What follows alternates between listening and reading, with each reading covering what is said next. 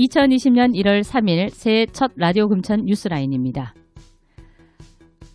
제21대 국회의원 예비후보 등록이 12월 17일부터 시작이 됐는데요. 2020년 1월 3일 현재 더불어민주당에서는 조상호, 차성수, 자유한국당은 김준용 예비후보가 등록을 했습니다. 금천구 후보 중에 제일 먼저 등록한 후보가 바로 조상호 후보인데요. 뉴스라인은 예비후보로 등록하신 분들을 바로 모시고 이야기 들어보는 시간을 갖도록 하겠습니다.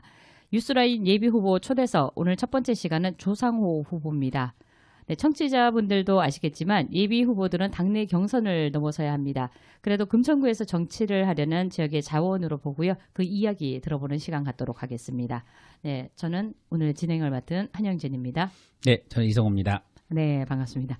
네, 오늘 안녕하세요. 예비후보님. 네, 간단한 안녕하세요. 네, 인사 먼저 부탁드릴까요? 네. 안녕하십니까. 금천구민 여러분. 저는 더불어민주당 금천구 국회의원 예비후보로 등록한 조상호입니다. 네, 반갑습니다. 예, 반갑습니다. 오늘도 아침 선전을 하고 오셨나요? 예. 그 선전이죠. 정확하게 표현을 쓰시는데. 뭐라고 해야 되는 거죠? 네, 선전 맞습니다. 유세. 네. 네. 그렇죠. 지금 명함 유세까지 가능하신 거죠? 네, 맞습니다. 거기 네. 이렇게 마이크 유세는 안 되고. 예. 네. 그래갖고 지금 삼익 아파트 앞에서 이렇게 좀 주민 여러분들 좀 만나 뵙고 왔습니다. 네, 그죠. 이게 그때 18일 날 등록하셨나요? 예, 18일 날 등록했습니다. 그때 이후로 지금 계속 하고 계신 건가요? 예, 쭉 하고 있습니다. 체력이 남달라야 될 텐데. 예, 뭐 제가 제일 체력은 좋지 않을까요? 네네네. 알겠습니다. 그러면 제가 먼저 그 선관위에 등록된 조상호 후보님의 양력을 좀 소개해드리겠습니다. 아까 되게 젊다고 얘기하셨는데 1976년생. 드디어 이제 후보군들이 이제 70년대로 내려왔습니다. 예전에 50년대, 60년대 이렇게 됐는데 지금 70년대 내려와서 우리가 나이 든 건지요. 젊어지고 있습니다. 지금 만 44세고요. 법무법인 파랑의 대표 변호사입니다. 변호사이십니다. 그리고 한양대학교 언론정보대학을 졸업하셨고요. 현재 법무법인 파랑의 대표 변호사, 그리고 전 문재인 대통령 직속 북방경제협력위원회 전문위원이고요. 그 전과는 지금 없는 것으로 나타났습니다. 그래서 학력은 지금 아까 그 대학교만 나와 있고 이제 고등학교 이런 거 나와 있지 않습니다. 그리고 요것이 지금 선관위가 제공하고 있는 정보입니다. 틀린 거 없죠? 예, 네. 맞습니다. 그래서 그 양력관에서 좀 질문 좀 드려보면 언론정보대학을 나왔어요. 대부분 이렇게 나오면은 이제 정외과인데 정외과 이렇게 해가지고 이제 국회의원 보좌관 또는 아니면은 언론고시를 보셔서 가셔야 되는데 사실을 하신 건가 아니면 로스쿨 하신 건가요? 변호사가 됐어요? 예. 사법시험 제가 48회고요. 네. 2006년도에 합격을 했습니다. 그래서 그 사실은 제가 언론정보대학을 들어갔을 때는 보통 이제 통상 이제 신문방송학과 나와서 뭐 기자가 되거나 아니면 PD가 되거나 뭐 이런 진로인데요. 처음에 이 과를 선택한 이유는 좀 드라마 PD 같이 좀 뭔가 좀 재밌고 연예인을 보고 싶었구나. 그렇죠. 네. 그랬었는데 이제 점점 그 학과 공부를 하면서 보니까 그 내용 자체가 사실은 그런 뭐 영상 쪽보다는 미디어의 역할과 그다음에 비판적 기능 뭐 이런 부분에 좀 중점을 두고 가르치는 교육이에요. 그래서 점점 뭐 그런 자체의 매력을 느끼게 됐고요. 그 매력을 느끼면서 자연스럽게 기자가 되고 싶다. 뭐 그런 생각을 했었습니다. 근데 제가 군대를 막 제대하고 왔을 때가 97년 12월이었거든요. IMF? 예, IMF입니다. 그래서 그때 그 IMF로 사실은 제 주변에 뭐 부모님들이 죄송합니다. 직장을 잃거나 뭐 이렇게 많은 분들이 이렇게 실업을 하고 그다음에 굉장히 고통받고 힘들고 막 이랬었거든요. 뭐 그리고 또 그 전과 그때하고가 굉장히 이제 저 대학생 다니는 저한테도 느끼면서 차이가 있었던 게 그 직전까지 굉장히 달러가 쌌습니다. 그래가지고 정말 해외 연수나 유학이나 여행이 그때 굉장히 본물 터지듯이 다녀오다가 이제 완전히 막힌 거죠. 그래서 900원대였죠. 네, 아니요. 그때 7,800원대까지 있었습니다. IMF로 2,000원대까지 올라요. 2,000원 넘게 올랐죠. 그래가지고 중간에 사실은 유학하던 분들이 막 돌아와야 됐고 뭐 이런 상황이었는데 그때 제가 이렇게 보면서 이렇게 중대한 문제가 터지기까지 단 한 기관도 언론기관 중에 경고나 어떤 뭐 이렇게 뭐라 그래 예보 내지는 예측 이런 것들을 해낸 언론사가 없었어요. 없었죠. 네, 국내에 단 한 군데도 없었습니다. 그래서 이거는 좀 문제가 있다. 왜 이렇게 됐을까? 그게 이제 제 그때 어린 나이로는 이건 전문성 부족이다. 이거는 기자들이 너무 그러니까 기자 자체로서의 어떤 커뮤니케이션 능력이나 역량도 중요하지만 사안의 본질을 좀 이해하고 볼 줄 아는 전문성이 있어야 되는데 그 전문성이 너무 부족하니까 어떻게 보면 그 뉴스 소스들이 제공해주는 그런 뉴스에만 따라갈 뿐이지 심층적으로 위기를 진단하거나 대응, 그러니까 언론 본연의 역할이죠. 그런 걸 해주지 못하는구나. 그래서 그때부터 이제 좀 전문적인 영역에 대한 관심을 좀 갖기 시작했어요. 그래가지고 뭐 경영학과 수업도 듣고 경제학과 수업도 듣고 쭉 그러다가 네네. 이제 법학 관련 수업도 들었죠, 물론. 듣다가 이제 고민해 본 게 사회를 좀 움직이는 제도적인 시스템의 기본이 법이라면 좀 제대로 이해해 보고 싶다. 그래서 처음에는 좀 공부를 해보려고 한 겁니다. 근데 누군가 그러더라고요. 뭐 제대로 이해하고 싶으면 고시를 해라 차라리. 그래야지 체계적으로 차라리 공부를 하지 겉핥기는 의미가 없다. 그래서 고시 공부하듯이 한번 해보겠다고 하다가 이렇게 됐습니다. 그러니까 솔직히 도강하다가 네, 맞아요. 법을 알았다는 거 아닙니까? 청강으로 좀 말씀해 주시면. 청강으로. 네. 그럼 변호사 그럼 이게 몇 번 만에 됐습니까? 사시면 사법시험 1차 시험은 바로 합격했고요. 네. 그 1차는 저한테 객관식이어서 체질에 맞는 것 같고요. 오늘 자기 자랑이 심한데요. 네. 1차에서 그리고 2차를 계속 떨어지다가 네. 그러니까 이제 2차 그러니까 다시 또 1차 시험 합격하고 다시 이제 2차 해서 2차 네 번째 만에 붙었습니다. 네. 근데 사실 그 IMF가 한국 사회를 정말 크게 변화시켰죠. 요즘에 국가부도의 날이 TV 케이블에서 많이 나오긴 하는데 좀 새롭습니다. 그 상황을 보면은 저도 그때 사실 군대에 있었거든요. 비슷한 지금 또래라서 참 많은 경우가 있는데 아무튼 뭐 다음 넘어가겠습니다. 네. 이게 좀 양력 중에서 네. 네, 하나가 또 있는 거죠? 네. 이 양력을 들어보면서요. 네. 그 전 문재인 대통령 직속 북방경제협력위원회 전문위원이라는 양력이 있잖아요. 이거 그냥 들어봐서는 제가 잘 몰라서 설명을 좀 부탁드려볼게요. 원래 지금 우리 그 대통령 훈령으로 그 대통령 산하에 4개의 위원회가 있어요. 그러니까 이제 대통령을 좀 보좌하고 그다음에 대통령에게 자문을 제공하는 위원회입니다.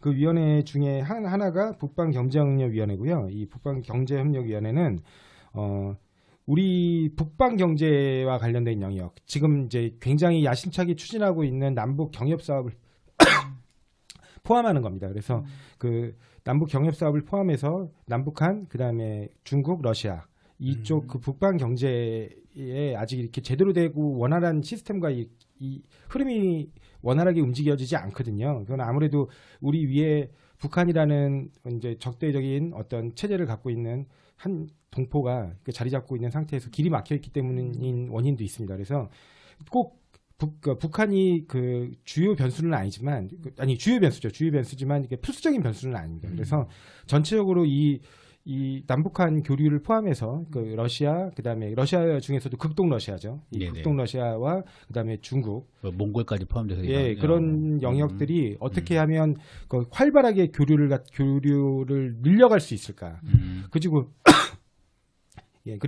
그 중에서도 우리한테 특히 관심이 많은 분야는 지금 약간 유효 전기와 관련된 그런 전기를 좀 이렇게 스마트 그리드 사업으로 나누는 그런 부분하고, 그다음에 우리는 또 굉장히 값싸게 천연가스라든가 석유 같은 것들을 공급받는, 그리고 또 러시아에서 대량으로 생산되는 수산물 자원 같은 것들을 효과적으로 가공하고 물류 유통을 하는 그런 부분들.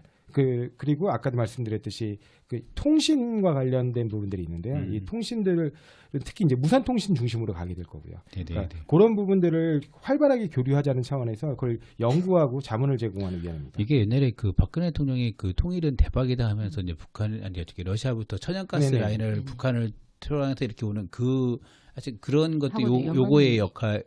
거기 이 위원회에서 이제 어떤 대략적인 그림들을 이제 그려주는 거고요. 거기서 제가 맡은 역할은 전문위원으로서 대외과 협력 분과인데 특히 이런 법률적인 틀과 이런 부분들을 제공하는 자문 서비스를 저희들이 이렇게 계획하고 하는 그런 업무를 진행하는 겁니다. 전문위원 해본 적 있으세요? 하고 싶네요. 네, 저도 하고 싶습니다. 네, 출마 선언문에서 정치가 젊어진다, 금천이 살아난다라는 슬로건을 걸었습니다. 네네. 네, 어떤 뜻이고 또 출마를 결심하게 된 계기가 있으신가요? 네. 제가 뭐 여러 차례 여러 위원회라든가 뭐 그다음에 국회와 관련돼 가지고 어떤 전문위원이라든가 각종 자문위원으로 참여를 하면서 사실은 이게 정치 영역에서 뭔가 좀 더 사회를 바람직한 방향으로 개선하는데 좀 도움이 되는 역할을 많이 좀 해보고 싶었고, 그래서 꼭 그게 제가 정치인이 아니더라도 그런 부분에 대해서 많이 좀 도움을 드리고 싶었는데, 어떻게 보면 이게 자문 그룹으로서 역할에 한계를 좀 느꼈어요. 왜냐하면 그 자문그룹이라는 게 결국에는 아이디어를 제공을 해주지만 의지 있게 추진할 수 있는 그 추진의 중심은 아니거든요. 그러다 보니까 아무리 그 의지와 뜻에 공감을 하고 그다음에 그걸 추진하고 있는 정치인과 충분히 협의를 하고 그 생각을 일치시켜도 실제로 그거를 법안으로 만들거나 아니면 정책에 반영하는 데까지는 전문위원이나 뭐 자문위원 수준에서 이렇게 결정할 수 있는 부분들이 아무것도 없더라고요. 그리고 실제로 실현되는 것들이 그렇게 많지 않고요. 대부분은 없었던 것 같습니다. 그래서 제가 어떤 뜻을 갖고 있고 의지를 갖고 있다면 그 뜻과 의지를 제가 직접 역할을 해서 실현시키지 않는 한 쉬운 일이 아니구나. 그런 의미에서 어떤 이제 정치인으로서 출마를 좀 해봐야겠다라는 결심을 하게 됐고요. 그 중에 제가 이제 이 정치가 젊어진다, 금천이 살아난다는 이슈를 이제 이렇게 어떤 슬로건으로 내건 이유는 아무래도 이 금천구가 어떻게 보면 그 중앙 정치에서 주목받지 못하는 이유가 그러니까 어떤 새롭게 정치인들이 다음의 미래를 설계할 수 있는 좀 그런 형태의 정치인들이 지금까지 없지 않았나라는 생각을 하게 됩니다. 왜냐하면 그러니까 좀 더 큰 일을 도모하고 좀 더 이렇게 정치적으로 성장할 수 있는 미래가 있는 사람들이 좀 나와줘야 처음에는 출발이 미약하더라도 그 사람들이 지역 구민들의 단단한 지지 기반 속에서 함께 성장해 간다면 좀 더 큰 역할을 맡을 수 있게 되고 그렇게 되면 금천이 더 이상 서울의 서남쪽 변방이 아니라 어떤 중심적인 역할 왜냐하면 다극화되는 서울 지역 지도만 보더라도 각자의 다 역할이 있어야 되거든요. 지역별로. 근데 그 지역별 역할에서 금천이 지금까지 좀 금천의 목소리가 중앙에 잘 전달되지 않고 소외된 부분이 없지 않지 않았나라는 생각을 자꾸 많이 하게 됩니다. 그래서 제가 만약에 정치인으로서 지금 출발이 아무래도 부족한 점들도 많겠지만 이 40대 초반의 정치인으로서 지금 시작해서 여러분들이 지지를 않고 출발을 한다면 한 10년 뒤에는 굉장히 좀 강한 목소리를 낼 수 있는 좀 더 강한 금천의 정치인으로서 거듭날 수 있지 않을까 하는 그런 생각으로 이런 슬로건을 한번 잡아봤습니다. 정치가 다 그렇겠지만은 네. 단순히 의지로만 되는 건 아니잖아요. 그러니까 네네. 아무래도 뭐 직접 발로 뛸 수 있는 그런 정치가 네네. 효과적이겠죠. 네네네. 네네. 혹시 이 선택을 하시면서 저희가 당 선택 이런 게 있잖아요. 아, 네네. 예, 그러면 뭐 다른 당들도 참 많이 있을 텐데 네. 왜 더불어민주당을 선택한 뭐 이유라도 있을까요? 원래 당원이셨나요? 예, 기본적으로 저는 당원이고요. 그다음에 기본적으로 저의 정치적인 색깔과 맞기 때문입니다. 왜냐하면 그러니까 서민과 약자와 그다음에 그 사회적으로 소외된 계층의 목소리가 반영돼야 되는 게 정치라고 저는 생각을 하거든요. 왜냐하면 그렇지 않은 분들, 그러니까 힘이 있고 그다음에 아니면은 돈이 많고 이런 분들은 스스로 자기의 목소리를 낼 수 있기 때문에 그런 데서 상대적으로 소외되신 분들이 그렇지만 다수인 분들이 목소리를 누군가를 통해서는 내야겠죠. 그리고 그분들의 이해가 다수기 때문에 반영돼야 될 것이고 그런 게 바로 정치라고 생각을 합니다. 그런 건 정의당이 있는데요. 예. 근데 저도 뭐 그런 부분에서 정의당의 역할들이 굉장히 네네. 많은 부분이 있다는 네네. 거는 이해하고 있습니다. 그렇지만 정치라는 게 다수의 지지를 기반으로 네. 해야 됩니다. 왜냐하면 그래야만 정치적인 힘을 갖거든요. 네네. 그리고 힘을 갖기 위해서는 그런 다수의 정치적인 그 지지가 바탕이 돼야 되는데 그런 부분에서 민주당 정도라면 네. 물론 민주당에 대해서 여전히 그 정의당 지지자분들이나 기타 진보적인 분들은 약간의 보수적인 그런 정당이라고 이해하시는 분들도 있습니다. 있지만 네네. 그 다수의 네네, 죄송합니다. 네. 보수적인 정당이라고 이해하시는 분들도 있지만 그런 분들의 이해까지 함께 담아서 좀 더 통합적으로 그다음에 좀 화합하는 방향으로 정책을 구상하신다고 생각해 주시면 좀 더 좋을 것 같고요. 그런 의미에서 진보의 다수의 분들이 함께 공감하는 정당으로 우리가 생각하는 사회적 약자나 그다음에 소외된 분들에 대한 목소리를 제대로 대변해보고 싶어서 민주당을 선택했습니다. 네네. 뭐 당의 선택도 그런데 또 네. 금천구를 특별하게 선택한 이유가 있을까요? 뭐. 예, 금천구가 제가 살아온 뭐 인생하고 약간 비슷한 인생이어서 그런 것도 있고요. 네. 왜냐하면 네네. 금천구는 저희 어머니가 여기서 이제 구로공단에 처음 이제 전라도 해남에서 19살에 아무것도 없이 그냥 서울을 상경하셔가지고 첫 자리 잡은 곳이 구로공단이어서 구로공단 여기가 이제 제일산단이 있던 곳 아닙니까? 그래서 여기서 그 이제 어머니의 첫 서울이죠. 그래서 그러니까 저에게도 굉장히 뜻이 깊은 곳이고 그리고 저를 많이 닮았다고 한 거는 굉장히 그 뭐라 그래요? 어렵지만 늘 이렇게 이웃들과 가까이하고 화합하고 그렇게 자라왔었거든요. 제 어린 시절은. 근데 그런 어린 시절의 느낌과 뭐든 이웃들의 정 이런 것들이 아직도 많이 남아 있는 동네라서 저한테는 굉장히 익숙하게 소통할 수 있는 커뮤니케이션 할 수 있는 그런 동네가 아닌가. 어머니 미싱 전문가시겠네요. 예, 미싱 잘하시죠. 어머님이 그래서 네, 여기 네. 이후에는 포목점이라고 그러죠. 이불 가게도 하시고요. 이쪽에서요? 예, 어머니 예전에 옷도 만드시고 그러셨어요. 제 어린 시절에는 옷도 많이 만들어 주셨습니다. 네. 그러면 이쪽에서 사시다가 네. 어르실 적에는 이쪽에 가시다가 예. 봉천동으로 좀 이사 가신. 예. 네네. 어릴 때, 그러니까 저는 여기서는 이 금천구에서는 산 적은 없고요.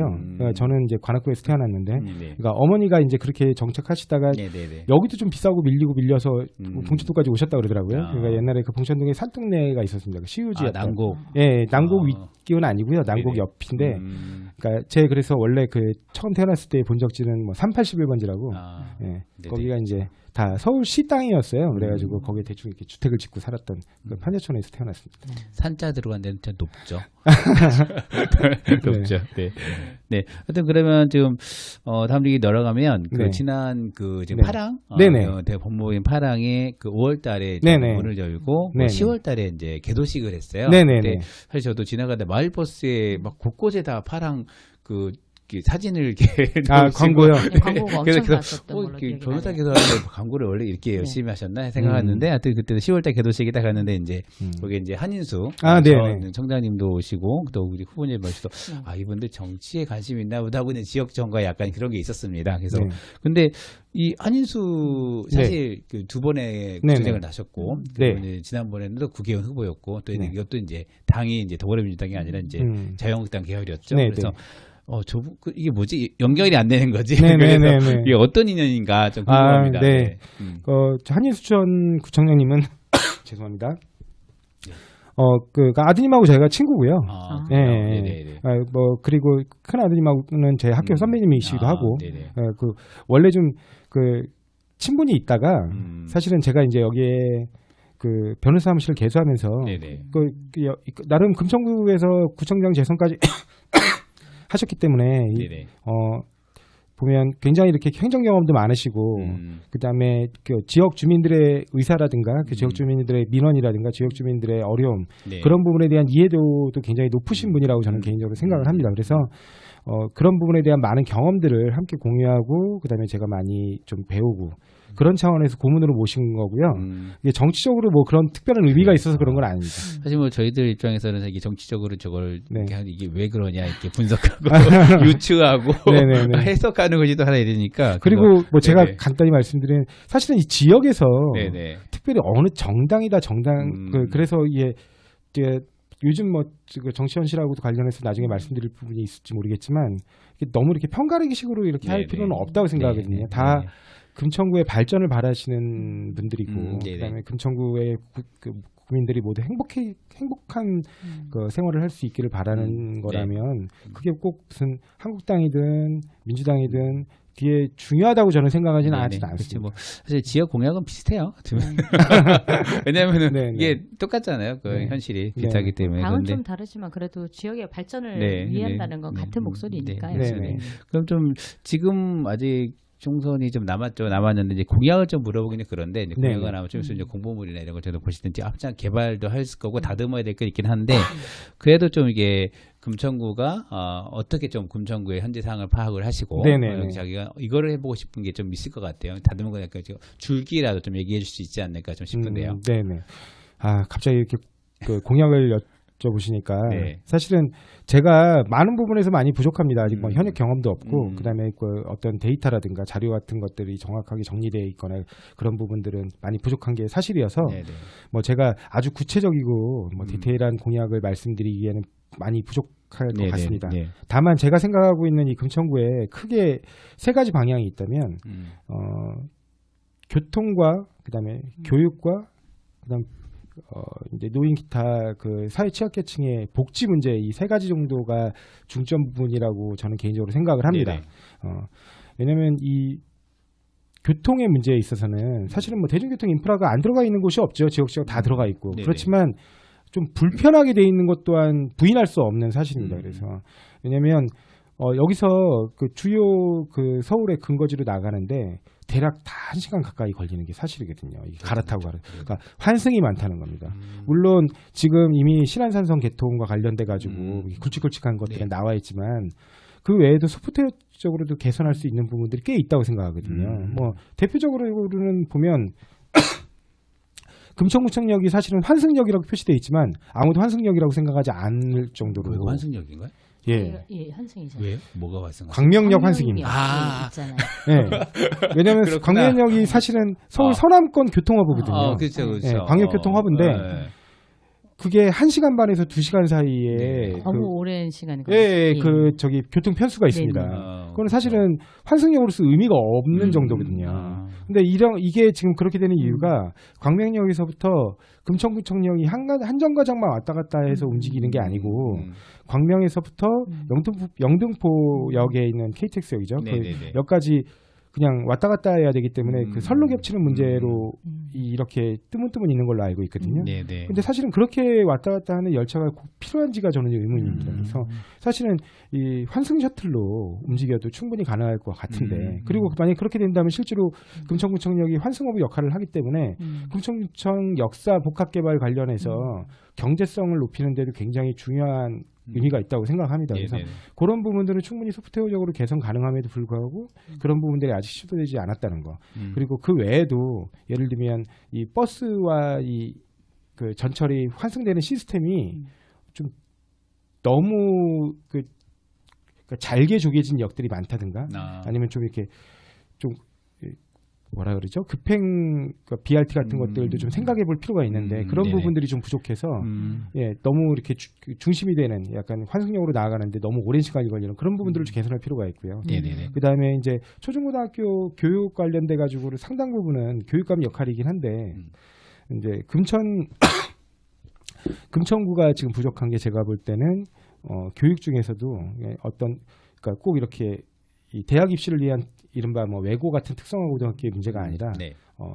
우리 금천구에는 아주 훌륭한 그 구로 디지털 단지라든가 그다음에 가산 디지털 단지라고 하는 그런 산단이 있기 때문에 네네. 그런 산단과 협력해서 하는 기업 대학 유치를 하고 그 기업 대학과 함께 협력해서 함께 가는 뭐 그 특성화 고등학교가 그래서 IT 전문 인력을 키워내는 그 고등학교 단계부터 그리고 고등학교 졸업 후에 직후에 바로 이 가산 디지털 단지에 입주해 있는 중견기업들이나 대기업들이 그 취업하는데 일정 정도 가산점을 부여하는 방식으로 인재를 유치하고 그 인재들이 다시 또 재교육이 필요하다고 하면 기업대학에서 교육을 받는 방식으로 그런 방식으로 운영하는 게 현대 사회에서 기업이 원하는 적합한 인재를 키우는 데는 가장 바람직하지 않을까. 요즘에는 사실은 4년제 대학 좀 그럴듯한 대학이라고 하는데 나와도 취업 안 되는 게 굉장히 많지 않습니까?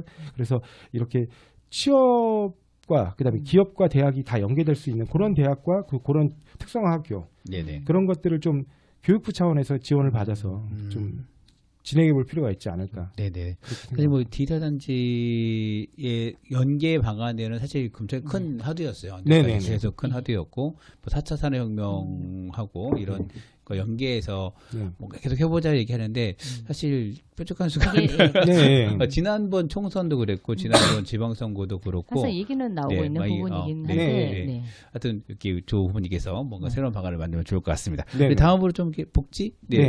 마지막으로 이제 복지를 말씀드리면 뭐 제가 며칠 전에 사실은 금천체육공원에 한번 갔다 왔었는데요.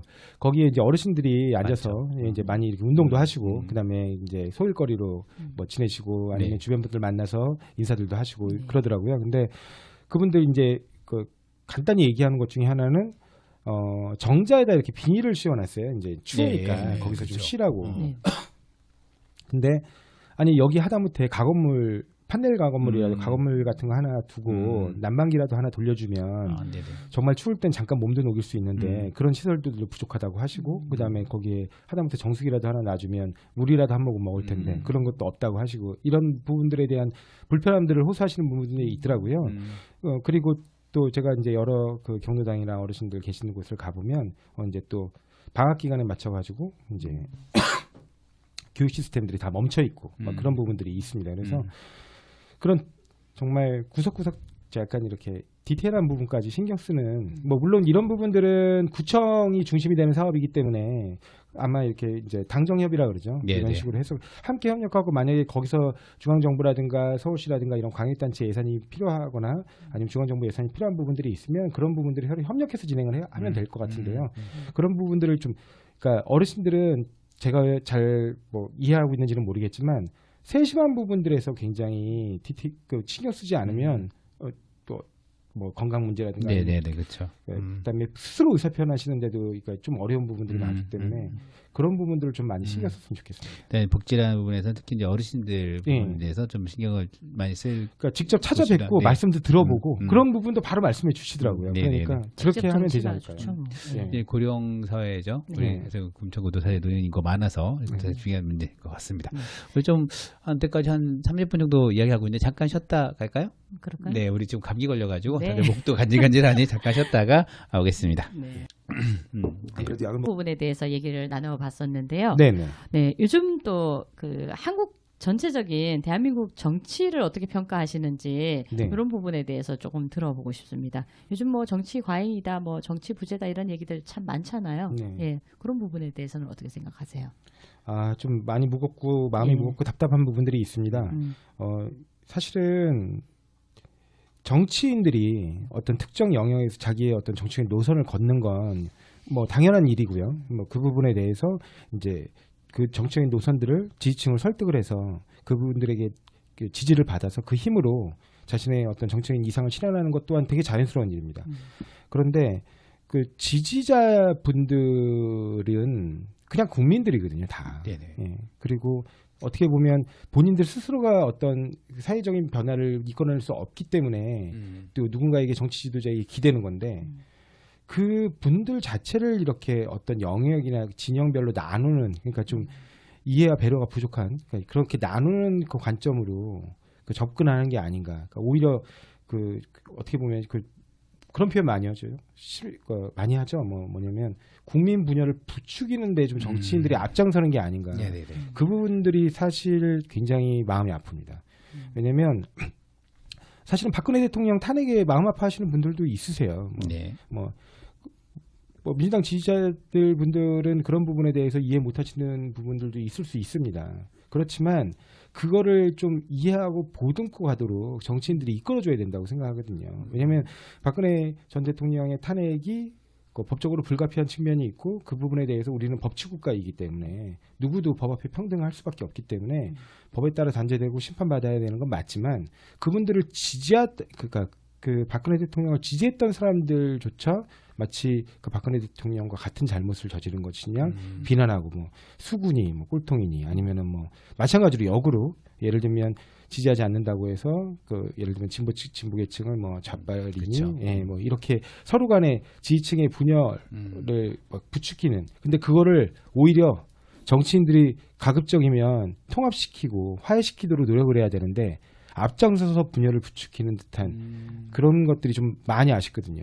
왜냐하면 꼭 그래야만 정치적인 지지를 더 얻는다는 거라면 그런 정치는 좀 저는 그게 과연 정치인으로서 해야 될 일인가 싶은 생각이 요즘에 있습니다. 좀 그런 뭐 혐오 정치라고 하죠. 네. 혐오감을 부추겨서 거기에 대한 약간 몇몇 정치인들이 좀 그렇게 움직이고 있죠. 네네. 뭐 방송 유튜브 방송에 그렇게 하고 있긴 한데 그러면 좀 이런 최근 네. 그거는 약간 이제 거리 정치가 맞물리면서 이제 그런 게 하고 있는데 지금 의사당 안에서도 대치가 좀 많이 이루어지고 있잖아요. 네네. 특히 요즘에 최근 4+1 관련해서 지금 자유한국당은 의원 총사퇴를 들고 실행될지 모르겠지만 하여튼 그래도 들고 나왔어요. 하여튼 뭐 이런 모습들 보시면서 어떻게 좀 평가하시는지 좀. 뭐 일단 의원직 총사퇴는 현행법상으로 불가능합니다. 그래요? 네. 네네. 왜 불가능하냐면 네네. 의원직 그러니까 의원 한 명이 사퇴를 하려고 해도 네네. 회기 중에는 국회 의결이 있어야 되고요. 그다음에 회기 아니면 이제 국회의장의 그러니까 동의가 있어야 됩니다. 네네. 그러니까 근데 사실은 국회의장은 문희상 만무하고요. 네, 그렇죠. 이제 민주당 출신이시기 때문에 뭐 지금은 민주당 당원은 아니시지만 출신이시기 때문에 그 동의해 주실 만무하고 그다음에 국회 의결 자체가 안 되겠죠. 왜냐면 국회 의결을 하려면 뭐 이제 그 각 당 이제 간사나 아니면은 그 원내총무 그러니까 그죠 원내대표들끼리 의사일정 협의가 이루어져야 되는데 그 의사일정 협의가 이루어질 것 같았으면 의원직 사퇴가 이루어지지 않겠죠. 하여튼 그런 문제들 때문에 그거는 뭐 말도 안 되는 얘기인 것 같고 그 지금 그 3+1이라든가 이런 부분도 그러니까 보면 여야 간에 서로 간에 법안에 관해서는 논의가 거의 없었어요.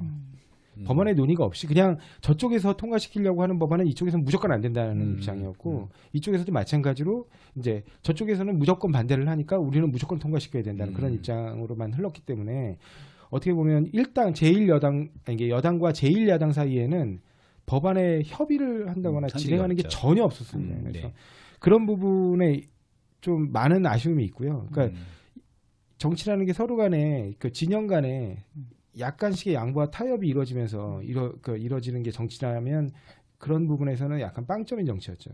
좀 더 좀 넓게 그런 부분을 이해하고 소화시킬 수 있도록 상호간에 좀 배려나 이해가 필요할 것 같습니다. 뭐 정치인도 뭐 국민 중에 한 사람이잖아요. 네네. 네, 그러다 보니까 사실 의견은 다 다양한 의견을 또 낼 수 있는 부분이기는 하잖아요. 네네. 그러면 서로 논의를 통해서 뭔가 좀 바람직한 방향으로 이렇게 넘어가야 되는 부분들이 그렇죠. 있는 거잖아요. 예. 예. 근데 그런 부분에 대해서도 항상 저희가 보는 일반 국민들이 보는 정치인들은 네. 이겨야 된다. 네. 뭔가 싸워서 네. 하는 그런 정치에 더 익숙해져 있거든요. 사실 네. 국민들은. 네. 네. 그래서 우리 한국 정치가 뭐 네. 이런 부분들도 있긴 하지만 좀 바꿔져야 하는 부분이 있다라면은 네. 또 어떤 부분들이 있을까요? 그러면.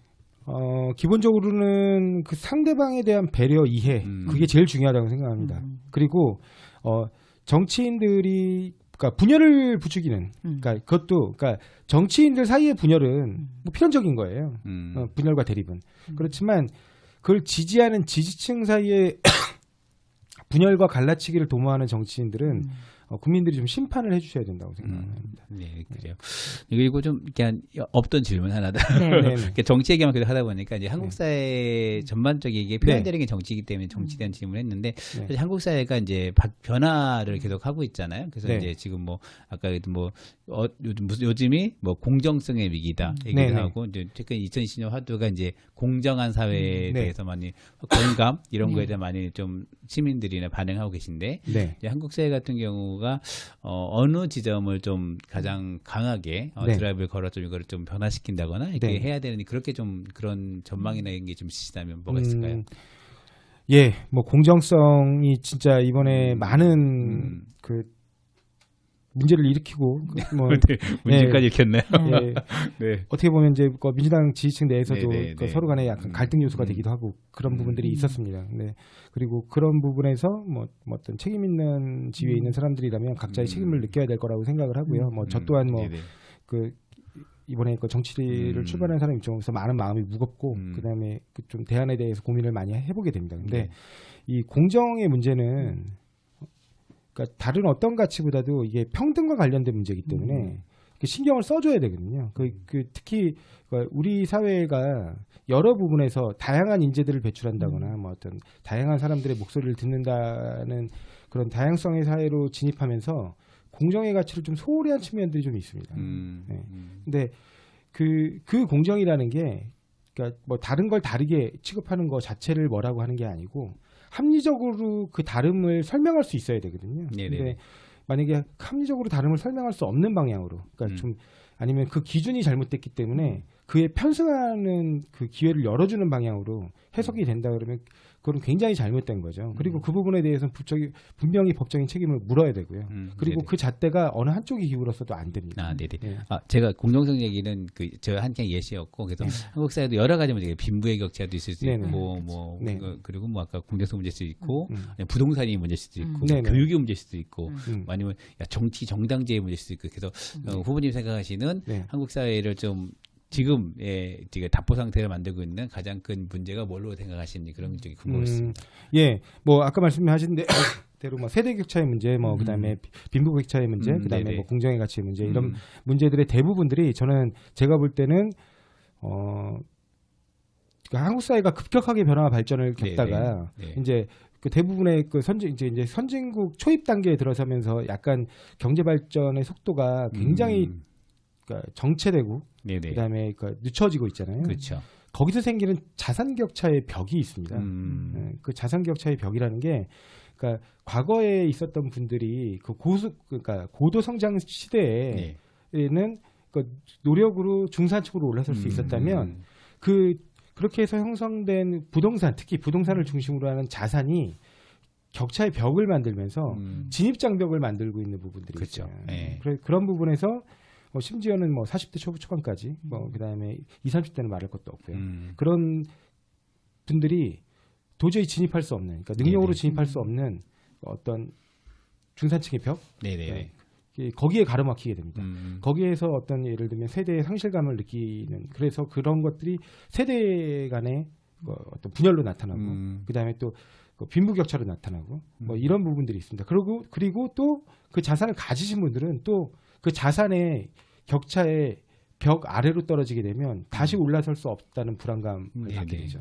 그래서 그런 부분들은 지금 전반적인 부분에서 많은 부분들이 보완이 이루어져야 되겠지만 이제 세제 개혁도 있어야겠죠. 그리고 또 어떻게 보면 분배를 활성화할 수 있는, 그리고 분배의 좀 합리적인 기준이 무엇인가에 관한 근로소득에 관한 것이냐, 하여튼 그런 합리적인 부분이 무엇인가에 관한 고민들이 있어야 될 것 같습니다. 네네네. 그런 부분들을 빨리 해소해야 되지 않을까. 네, 공정한 사회가 됐으면 좋겠네요. 네. 네. 저희 사실 국회의원이라는 직책이 이게 지역에 기반으로 하지만 중앙 정치와 한국 사회의 미래를 다루는 일에 더 큰 많은 일을 하기 때문에 그래서 저희도 오늘 질문지에서 이제 지역 문제보다는 오히려 좀 중앙 정치 이런 문제에 대해서 많이 좀 질문을 좀 하고 있다는 점 알아주시면 좋을 것 같고요. 좀 이제 오늘 전반적으로 좀 이렇게 마무리하려고 하는데요. 혹시 이렇게 유권자죠? 주민? 주민이요. 유권자는 약간 너무 좀 그래. 날 잘 보여. 친근하게 좀 해주면 좋을 것 같아요. 주민 여러분에게 하고 싶은 이야기 있으면 좀 마무리했으면 좋겠습니다. 네, 제가 아까 말씀하신 것처럼 슬로건으로 내세운 게 정치가 젊어지면 금천이 살아난다. 아니면 정치가 젊어지면 금천이 강해진다. 그러니까 이 모토나 슬로건은 여러분들이 주신 힘만큼 여러분들이 키운 정치인이 중앙에서 힘을 발휘할 겁니다. 여러분들의 따뜻하고 그다음에 힘 있는 지지가 저뿐만 아니라 어떤 정치인도 중앙에서 힘을 발휘하는 아주 근거와 모토가 되니까 주민 여러분들이 정치에 좀 더 많이 관심 갖고 그다음에 다가올 선거에도 많이 참여하셔서 정말 많은 지지를 그리고 많은 투표 참여를 하는 금천구 어떤 선진적인 정치 문화를 보여주는 금천 주민들이 되셔서 그 금천 주민들을 다른 많은 정치인들도 다 무서워하고 긴장하게 바라보는 그런 한 해가 됐으면 좋겠습니다. 네, 알겠습니다. 사실 앞서 말씀드렸지만 저희가 일단 사실 더불어민주당 내부 경선은 거의 본선보다 치열한 박빙입니다. 그래서 지금 예비후보 등록한 차성수 구청장 후보도 그렇고 지금 아직 후보 등록 안 하셨죠? 그래서 이훈 국회의원 후보도 있고 또 이제 또 몇몇 분들이 또 준비도 하고 계신 걸로 알고 있습니다. 네, 한번 본선 되면 다시 한번 초대하면 좋을 것 같은데요. 사실 요 분보다 자신의 장점 사실 이제 세 분. 혹시 이모키 후보님도 지금 사실 출마 의사를 간간히 비추긴 했습니다. 그래서 이제 아직 등록하지 않았지만 이분들 비해서 내가 이건 장점이다. 이거 한번 있으시면 뭐가 있을까요? 예, 제가 일단 제일 어리기 때문에 젊다. 젊음. 젊다는 게 어떤 꼭 그렇게 무슨 굉장히 메리트는 아니라고 본다면 일단은 제가 제일 건강하겠죠. 그러니까 제일 열심히 뛰어다닐 겁니다. 금천구 구석구석에 계신 분들의 목소리를 다 듣고 그다음에 그 목소리들이 정책으로 실현되고 그다음에 여러분들을 뒷받침해주는 제도로 실현될 수 있도록 누구보다 열심히 뛸 자신이 있습니다. 네, 알겠습니다. 우리 4월 15일까지 본선이면 이제 한 석 달? 그 정도. 넉 달인가요? 넉 달 정도 남았죠. 어떤 젊은 체력으로 끝까지 만주하시면 좋을 것 같습니다. 꼭 하겠습니다. 오늘 나와서 감사하고요. 지금까지 라디오 금천 뉴스라인의 이성호 한영진이었습니다. 본 인터뷰는 유튜브와 그리고 마으시면 금천으로도 볼 수 있고요. 저는 이성호 학교 기술의 김호경 PD였습니다.